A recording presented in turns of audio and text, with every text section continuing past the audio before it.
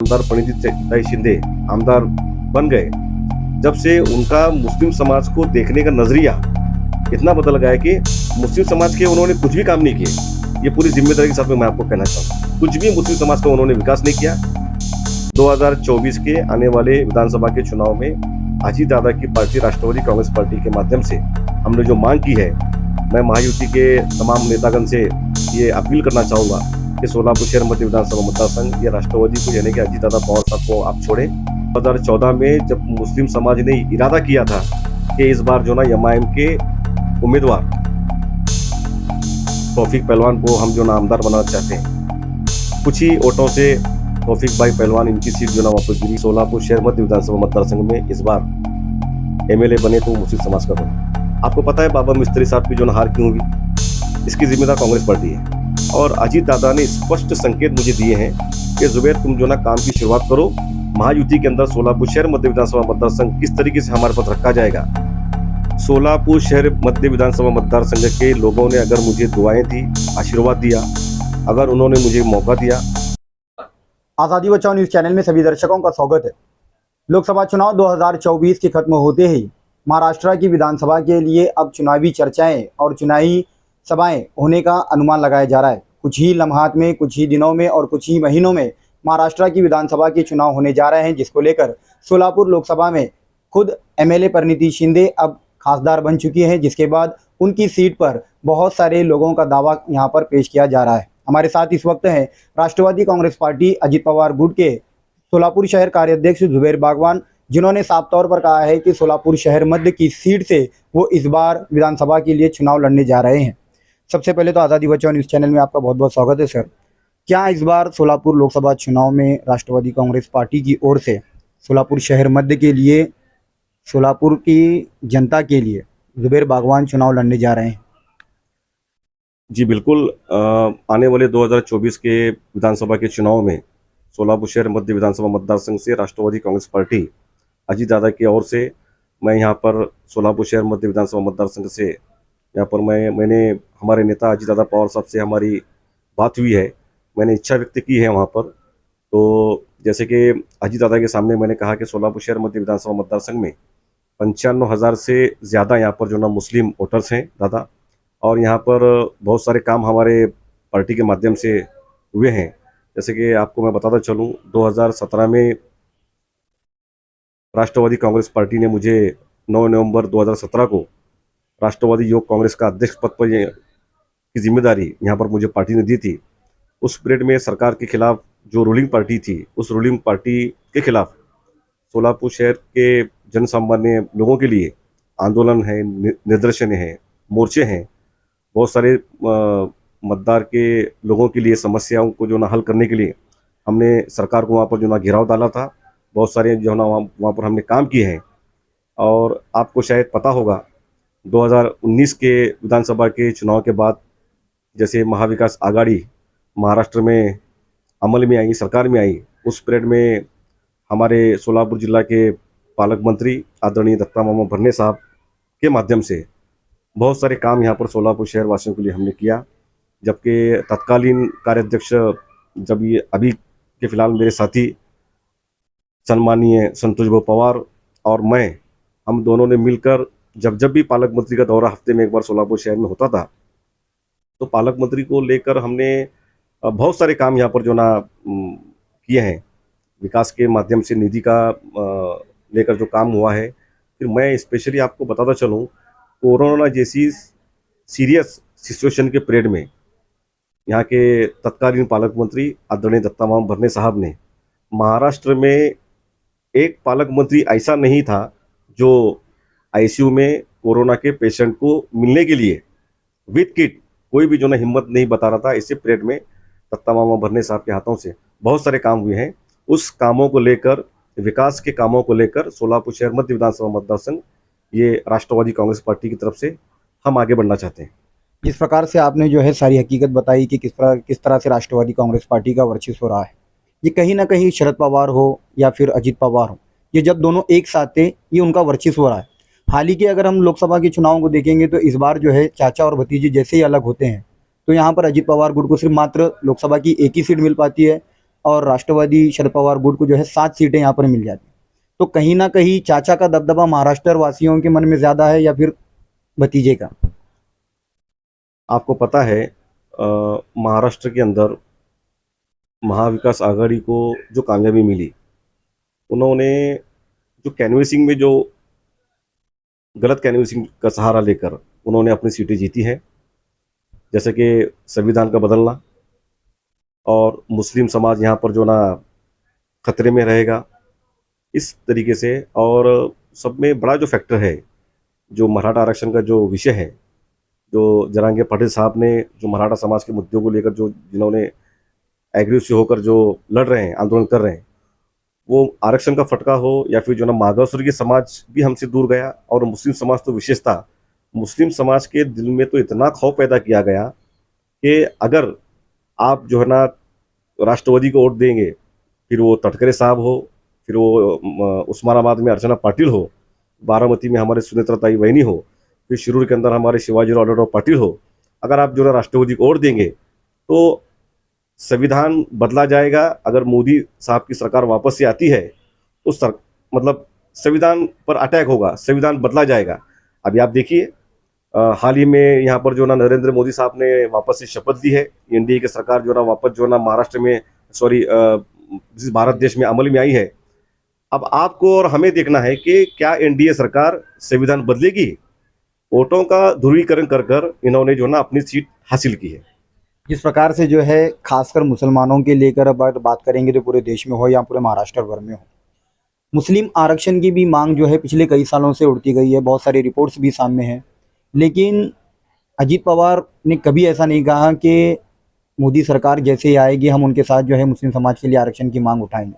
क्या इन मांगों को भी देखकर जो है लोग इस पार्टी को पसंद करेंगे या फिर नहीं पसंद करेंगे? मैं पूरी जिम्मेदारी के साथ में आपको ये बात कहना चाहूँगा, 2014 में जब आघाड़ी की सरकार थी, इलेक्शन जब सर पे थे विधानसभा के, उस पीरियड में आघाड़ी सरकार ने मुस्लिम समाज को एजुकेशन में रिजर्वेशन देने के लिए वहाँ पर जो ना 5% का ऐलान वहाँ पर किया था। यहाँ तक कि हाईकोर्ट और सुप्रीम कोर्ट में भी जो ना वो सब जो ना टिका हुआ है। लेकिन उसके बाद में सरकार बदलने के बाद ये सब सारे इशू सामने आए। 2 दिन पहले राष्ट्रवादी कांग्रेस पार्टी के मुख्य प्रवक्ता आदरणीय उमेशदादा पाटिल साहब ने भी ये विषय को जो ना सामने लाया है कि मुस्लिम समाज को एजुकेशन के अंदर जो है ना 5% रिजर्वेशन मिलना चाहिए। और हम ये मांग विधानसभा की इलेक्शन लगने के पहले, मुझे ऐसी उम्मीद है कि मुस्लिम समाज को जो ना यही महायुति के माध्यम से मुस्लिम समाज को 5% रिजर्वेशन दिया जाएगा एजुकेशन में। क्या इन्हीं मुद्दों को लेकर इस बार जुबैर बागवान जनता के बीच जाएंगे या फिर और भी बहुत सारे मसाइल हैं? सोलापुर मध्य विधानसभा की अगर बात करेंगे तो यहाँ पर 3 साल की लगातार एमएलए रही परिणीति शिंदे, कहीं ना कहीं कुछ तो ऐसे विकास काम किए होंगे जिसके बलबूते पर वो 3 बार उनका जीतना और अब की बार सीधा डायरेक्ट जो है खासदार बनना, कहीं ना कहीं उनका डेवलपमेंट का काम की बदौलत जो है आज उन्हें जनता इतना पसंद कर रही है। देखिए, परिणीति शिंदे ने 2009, 2014, 2019 ये 3 टर्म यहाँ पर जो ना एमएलए वो रहे हैं। और हाल ही में जो लोकसभा के चुनाव हुए, वो लोकसभा के चुनाव में उन्हें जो कामयाबी मिली है, सबसे पहले तो मैं उन्हें मुबारकबाद दूंगा कि वो यहाँ से जो ना एमपी बन के सांसद बनी है। सोलापुर की जनता ने उन्हें जो ना जो भी कामयाबी दी।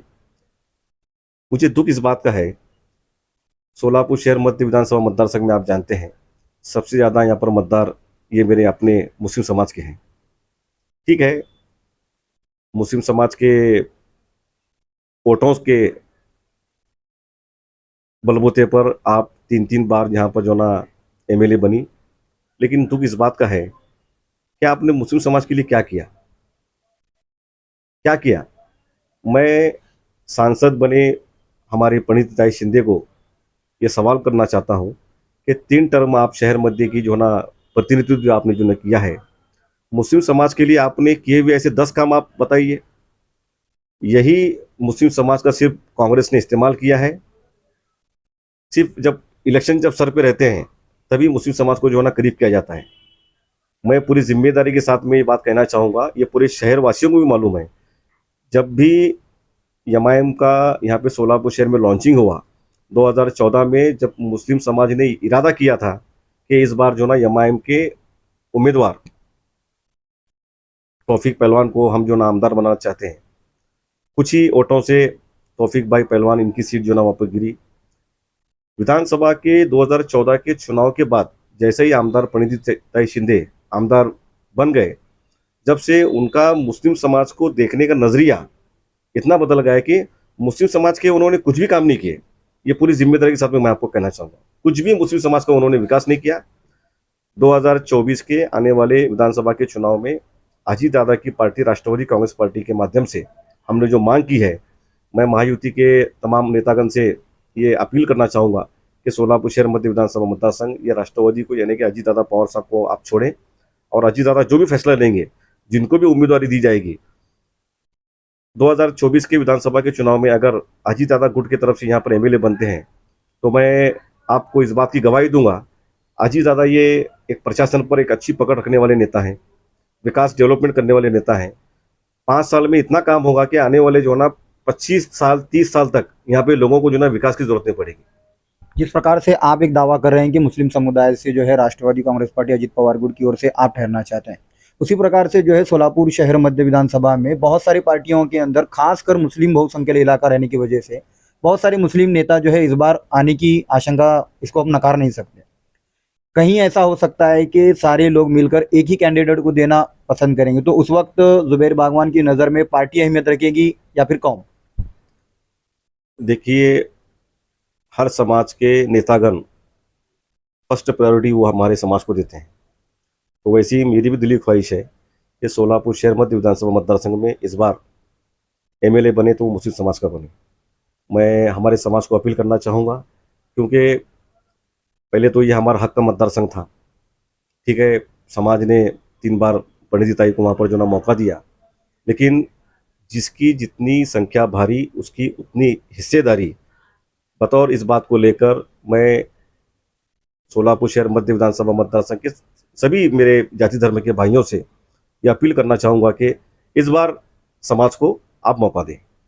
क्या लगता है कि इस बार जो है सभी पार्टियों जो है सोलापुर शहर मध्य का, क्योंकि दक्षिण और उत्तर की बात करेंगे तो यहाँ पर बीजेपी ऑलरेडी आ चुकी है, लेकिन मध्य ही सबसे दिलचस्प रहने वाला है, ऐसा लोगों की उम्मीद है। तो सोलापुर मध्य ही में मुस्लिम कैंडिडेट की मांग जो कर रहा है कांग्रेस आज मुस्लिम समाज, तो पिछली मर्तबा कांग्रेस ने जो है ऑलरेडी दक्षिण में एक मुस्लिम कैंडिडेट को उन्होंने उतारा था, तो इस बार अगर मुस्लिम कैंडिडेट मध्य में आता है कांग्रेस का, तो राष्ट्रवादी से भी अगर मुस्लिम कैंडिडेट आता है तो कहीं ना कहीं वोटों का बंटवारा हो जाएगा और दोबारा जो है फिर से यहाँ पर आपकी चुनी हुई सरकार, जैसा कि आप जो महायुति में है, उसी का एक कोई कैंडिडेट अगर निकल कर आता है तो आपको उस वक्त खुशी होगी या नाराजगी? नहीं, महायुति का अगर उम्मीदवार आता है तो मुझे उस बात की खुशी रहेगी। और जैसा ही आपने भी सवाल किया कि दक्षिण विधानसभा मतदार संघ से 2019 में कांग्रेस ने मुस्लिम कैंडिडेट यानी कि हमारे बड़े भाई बाबा मिस्त्री साहब को उन्होंने वहाँ पर उम्मीदवारी दी थी। आपको पता है बाबा मिस्त्री साहब की जो हार क्यों हुई? इसकी जिम्मेदार कांग्रेस पार्टी है।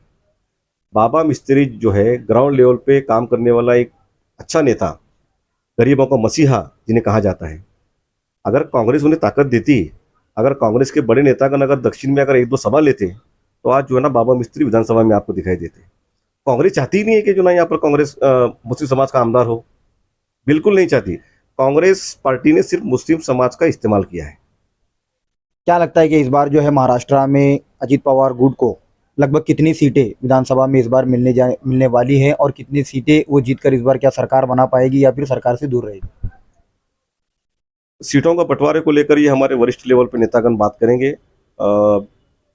शिवसेना के प्रमुख एकनाथजी शिंदे साहब, भाजपा के वरिष्ठ नेता उप मुख्यमंत्री देवेंद्र फडणवीस साहब और हमारे पार्टी के प्रेसिडेंट उप मुख्यमंत्री आदरणीय अजीत दादा पवार साहब, ये तीनों वरिष्ठ लेवल पे जो ना वहाँ पे सीटों का बंटवारा करेंगे।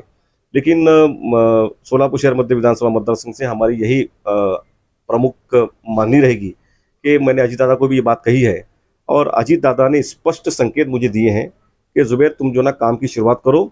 महायुति के अंदर सोलापुर शहर मध्य विधानसभा मतदार संघ किस तरीके से हमारे पास रखा जाएगा, ये हमारी कोशिश रहेगी। आप जो ना काम को लग जाओ, यानी कि काम की शुरुआत कर दो आप।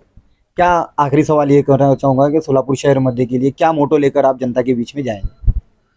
सोलापुर शहर मध्य विधानसभा मतदार संघ के लोगों ने अगर मुझे दुआएं दी, आशीर्वाद दिया, अगर उन्होंने मुझे मौका दिया, तो मैं बिल्कुल सबसे पहले सोलापुर शहर की बढ़ती हुई बेरोजगारी का वो मसला हल करूँगा। मैं आपके चैनल के माध्यम से सोलापुर शहर मध्य विधानसभा मतदार संघ के क्षेत्र के तमाम युवाओं को, अठारह पगड़ जाति समाज के मेरे युवाओं को मैं यहाँ पर जो ना आश्वस्त करना चाहूँगा कि 5 साल में कम से कम 5,000 बेरोजगार युवाओं को ये महायुति की तरफ से जो ना रोजगार उपलब्ध करने का काम ये मेरी तरफ से रहेगा। तो ये थे हमारे साथ राष्ट्रवादी कांग्रेस पार्टी के शहर कार्य अध्यक्ष जुबैर बागवान, जिन्होंने साफ संकेत दिए हैं कि आने वाले विधानसभा चुनाव में वो राष्ट्रवादी कांग्रेस पार्टी सोलापुर शहर मध्य से जो है लड़ने जा रहे हैं। इसी तरह से और बहुत सारे दिलचस्प लोग और बहुत सारे लोग होंगे जो सोलापुर शहर मध्य विधानसभा से चुनाव लड़ने की उम्मीद रखते हैं। कैमरा पर्सन के साथ मैं अकीम मर्की, आज़ादी बचाओ न्यूज़ के लिए। जय हिंद।